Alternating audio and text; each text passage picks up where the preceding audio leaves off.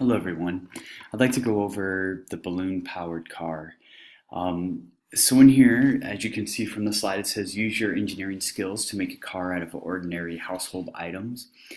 You'll need to bring items from home to be used as the car body and some wheels, and they can't be from a toy car. That wouldn't be necessarily fair.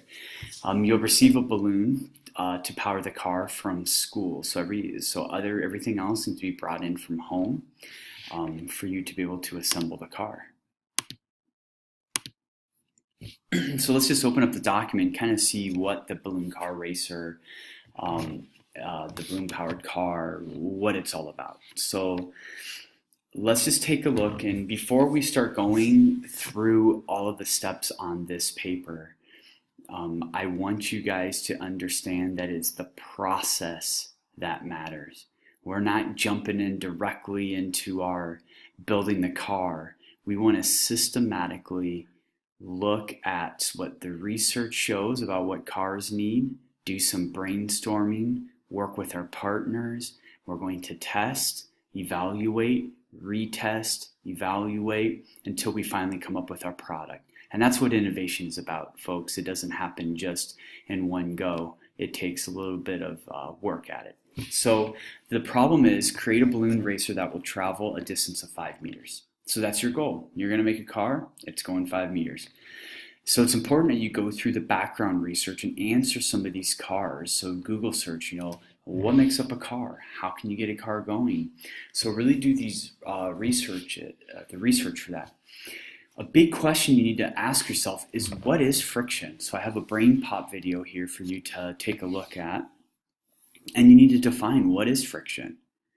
And then after you figure out what friction is, I want you to think about where frictional forces happen on with a model car. So where would the friction forces, the forces that oppose motion, where are they going to apply?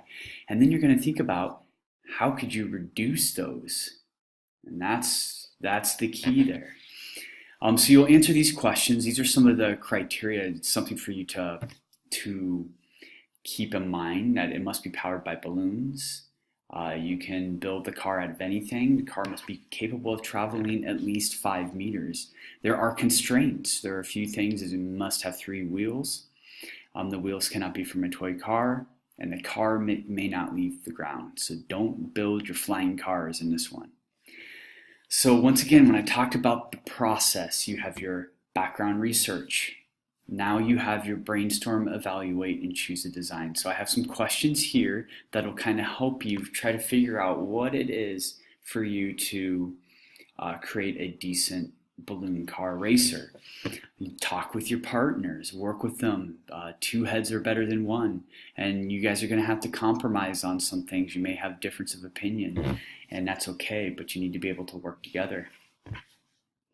So we do have an extra little competition you can go into there, but I'll skip that for now. We do have to develop the prototype, so that you need to draw what you think you can make it look like, what are the things. You need to have a plan, essentially, before you just go in and build. Once you develop your prototype, you then build it. Okay, so you will build your prototype. You will then get to test your prototype, answer the questions as you go through this. And then I need you to see, as you're paying attention with your observations, notice what were some of the observations that you made when your car was racing. So did your car even move? Did it travel straight? Did the wheels fall off? There are many different things. Make sure that you are documenting that, because that'll help you identify where some of your improvements are. So for example, if your wheels fell off, identifying one thing that could be improved is make sure your wheels stay in your car, because it's not going to go very well.